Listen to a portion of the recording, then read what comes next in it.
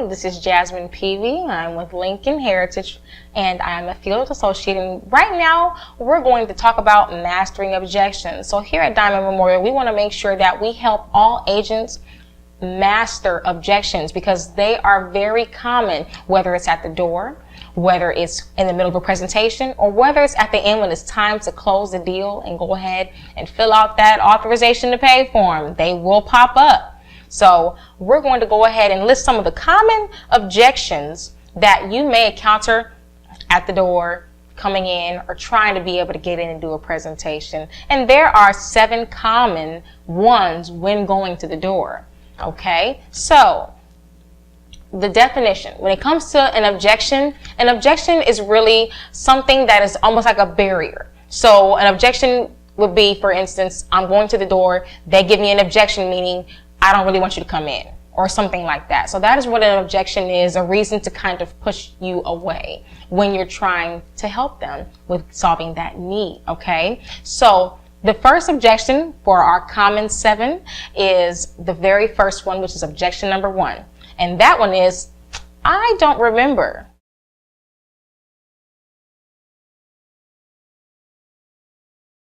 So how I deal with this first objection, it's very common. Sometimes you're dealing with someone who's very busy, or an older person where they do a lot of different things and they may just really not remember. So of course, you want to have the lead on you at all times when approaching that door. Because for instance, if it's a TV lead, you want to ask them, do you watch this channel a lot? Do you typically watch it in the evening time? You know what? Sometimes that'll spark memory. A web lead. Have you gone online? Do you have an email address? You do. Okay, so this was actually done online at this date and time. The lead will give you that information. Direct mail. Do you sometimes mail out payments, things like that? Or do you send letters back, or do brochures? Well, yes, I do. Okay, well, at this time, this is when we receive the information. Is this your handwriting? That is my handwriting. Sometimes I say, well, this is what you wrote. And it happened within the last maybe about a month or a couple of days. Sometimes that will happen and you can spark their interest. And of course you're there with your official attire so they know that it's legit, but you always want to have that lead to show them, to help jog their memory or ask them questions that tied in with the lead. So that's how I deal with that.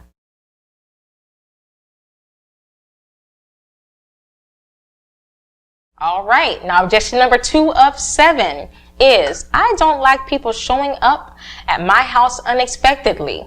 Now, with my experience, just like you, if you live in a home, or if you're like me and you live in a home, you get people come to your doors about, I want to sell you this. I want to get your windows cleaned. We offer windows. We have magazines. So it's very common that some people just do not like people coming to their homes without an appointment, especially, my aunt, she said, I'm old school. I do not like these things. This is my private property, etc. Well, this is, from my experience, what's helped me. So for instance, I would say, well, I understand. I apologize if I am here unexpectedly and it made you feel in a way that you were not respected in any way. I say, I am here for simply and only a courtesy stop to let you know that we received your request and that we are here to honor it by setting an appointment or giving you the information now if you simply have a couple of minutes. But again, this is just only a courtesy stop. That is it. And typically their guard goes down. Oh, okay, she was just trying to give me some information. Oh, okay, she's not here to come take my money right now. That may be the goal, to get them covered by taking a payment, but you want to assure them you're there for courtesy or informational purposes only. And then if they do let you in or they do want to sit on a porch, you can start building that rapport, getting that personal, appeal when doing such. Another way, I would say, well, I understand and I do apologize for that. I was literally around the corner delivering policies in your area. And because I saw that you had submitted for a request, I don't know if you needed this yesterday. I wanted to make sure that because I was in your area that I at least let you know that I did have your request and what's the best time that I can make sure I can come by so that you knew that your request was not ignored in any way. So that's another way I go about it too, letting them know I was already in the area assisting others, and I wanted to make sure that before I left, I catered to them as well, and that I didn't have to wait, or they didn't have to wait, because they might have been trying to get it for a loved one that might pass in 2 months. But if I wait, you never know, I may not catch them next time I come out. So that is how I deal with that objection showing up at my house unexpectedly, because you want to always apologize, because of course if you're not there, you probably might react the same way, but you want to ease their minds and let them know that you're just doing your duty and making sure that you help them solve their need.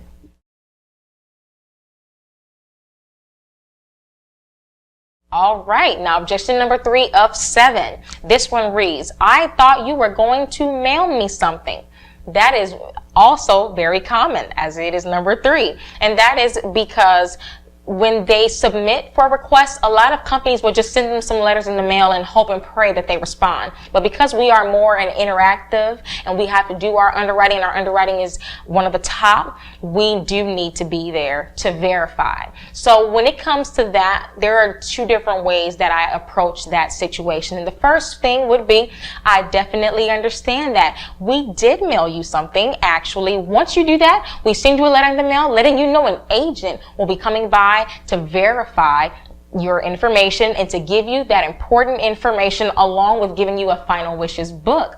I cannot bring you the book without coming by. Okay, so that is a free gift to you, and we just need to verify that the information you gave us is correct, give you some information, and find a plan that's catered to you, which shouldn't take no more than 3 to 5 minutes. And if now is not a good time, we can set an appointment later on in a later date. I just wanted you to know that you have someone working here for you and on your side no matter what, and not just a piece of paper floating around in the mail. So that is why we do that. Okay, another way I handle that situation, of course, we need to verify your health information. I'm a part of the medical underwriting department, and I have to be here to verify your health, to verify that your age and everything is correct. And I want to make sure that when I send you a quote, or when I give you a quote, for example, that everything was true and correct and catered to you and to you only.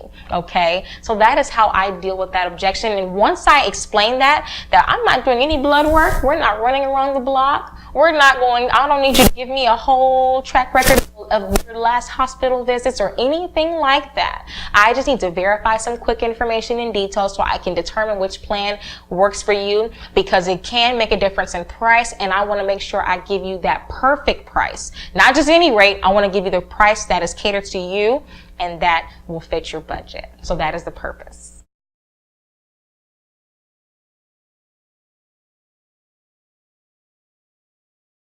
Okay, so now we're on to objection number 4 of 7, and that is, I already have insurance. So when they say that, I'm even more excited. I say, well, great. That means you're proactive so you know how this works and how important it is to have that. But I have one question. Is it the old or the new insurance? And sometimes that will spark a conversation, because in their mind, do I have old insurance? Do I have the new one? I don't know what I have. That opens the door for a conversation.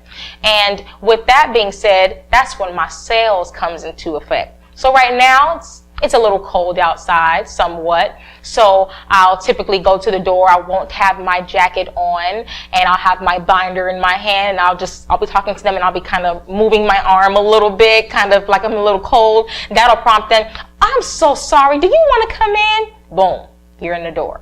So that helps when doing that. And that's one thing that I have never had an issue with. When I ask them, is it an old or new insurance? They typically, well, what is that? Once they ask what is that, now you've piqued their interest. So that's one way to handle that situation. Or another way could be, okay, so you have burial insurance. Or, oh, you do, also you have life insurance as well. Oh, well, I do have the burial, but I don't have the life. Or I do have life, but I don't have burial. Okay, well, that's what we offer. So, and here's the request that you made. I showed them the lead. You wanted burial coverage, and you wanted a free quote. May I come in? And of course, I have my shirt on. I have my badge. So, and they're oh, she's official. Yeah, I'll let her in because I know I need this. Okay. So when it comes to that objection, that's how I handle it.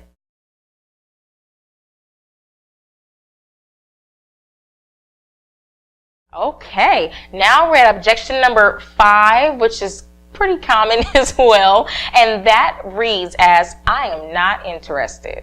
And so, of course, you may get that sometimes. They probably are not interested anymore, or they are, but they probably just don't want to deal with that at that time. But you still need to spark interest or conversation to figure out what exactly is the issue, so you can know how to proceed from there, because the goal is still to at least give them a quote and spark interest, because they may not need it, but they may know a neighbor or someone who may need it. So in my experience, when it comes to that situation, I of course have my lead, and I'm showing the lead, okay, well, I do see that you did this only just 3 days ago, and so I'm here now to give you that information.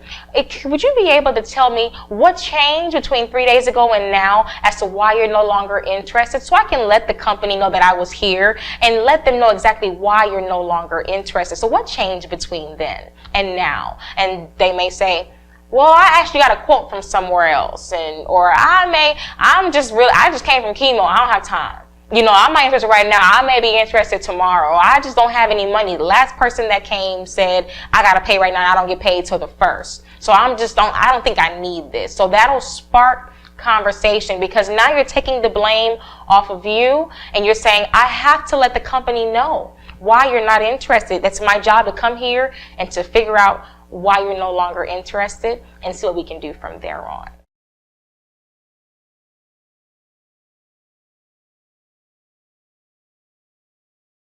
Right, now we are on objection number 6 of 7, so we're almost there. Number 6 reads as, I don't have money right now. That is very common, and it even may get to the point to where you're already at the end of the presentation, you're excited, they want it, and then they say, oh, but I don't have it right now. Or they may say it directly at the door. Well, I don't have money right now, so just come back when I have money. Of course, you want to assure them, oh, I understand. The goal for me here is to get you qualified, get you pre-approved, and if we need to set the payment for when you do get paid, because if you're like some of my friends, they may only get paid on the 3rd of every 3rd Wednesday or on the 5th of every month, but we can make sure, I let them know, we just need to get you pre-qualified and pre-approved today, find a plan that fits for you, and that will lock in that approval for you, whatever we're approved for, and when that payment is available, then your coverage starts. We don't want to wait, because a lot of times you may be able to pre-approve them right now, but you may not be able to pre-approve them later.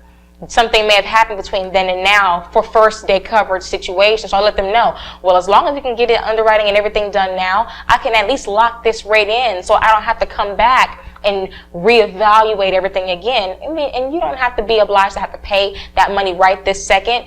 We will still help you. We care about you. Of course we care about the funds as well, but our goal is to approve you, get you qualified, and we will worry about the money when you have that. So we do that. So that's how I pretty much handle that situation. It's not hard, because it's very common. You're going to deal with people who are on Social Security, and they can only pay on the 1st or the 3rd or the 5th, but that's okay. You just let them know, I'm just here to help you and assure you. We can go ahead and set it up for a later date if that's comfortable for you. We just want to get it on paper and pre-approved for you right now.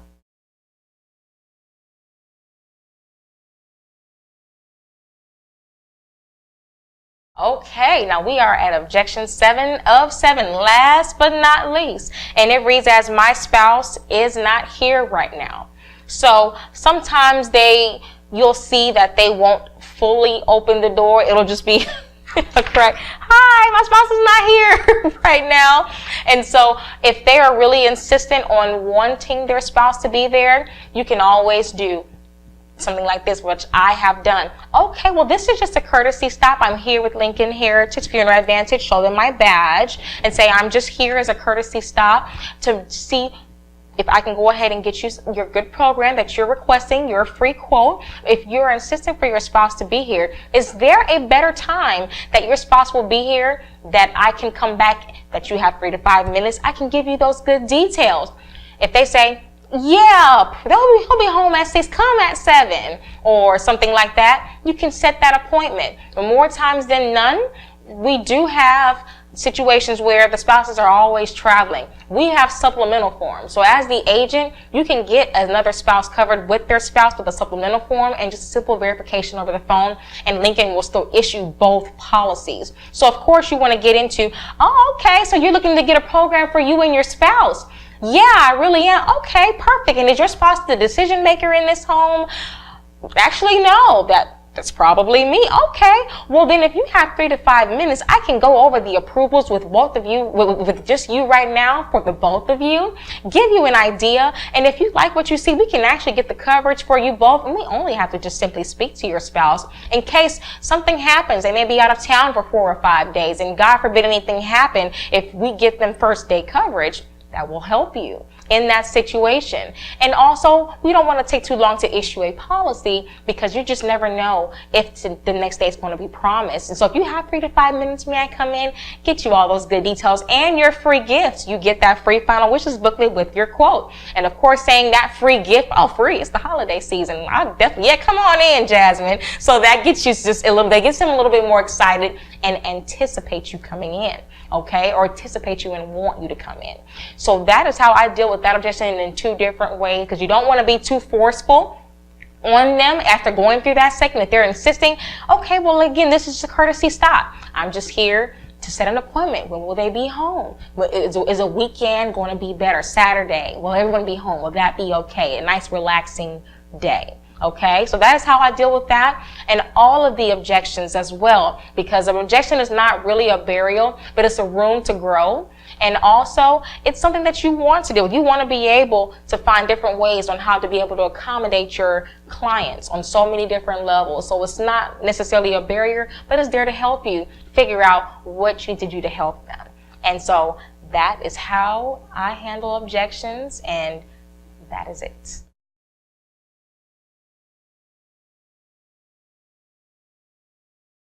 Now, for our final considerations and thoughts, you need to rehearse and practice these objections. Because if you've never gone out into the field, if you were like someone like me that is excited, I just get excited, but I still need to rehearse, because I may get choked up when I go into a home. So if you rehearse, or even at the door, you may go, oh, okay, all right.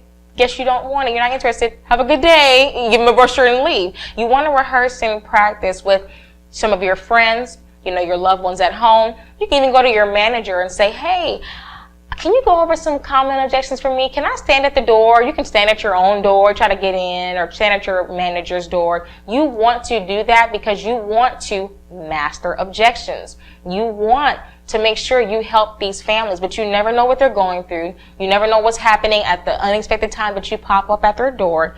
You want to make sure that you're ready for any objection, because you may even get it in the middle of a presentation, and you want to be able to get through that objection smoothly, calmly, and not looking nervous or anxious or choked up or anything like that. You want to be comfortable. So as long as you're at ease and you're comfortable, your customer is at ease or comfortable, because sometimes, more times than none, they know you're coming there for money, and you don't want to have that mentality or have the nervousness that you probably can't handle the situation. So you want to rehearse and practice.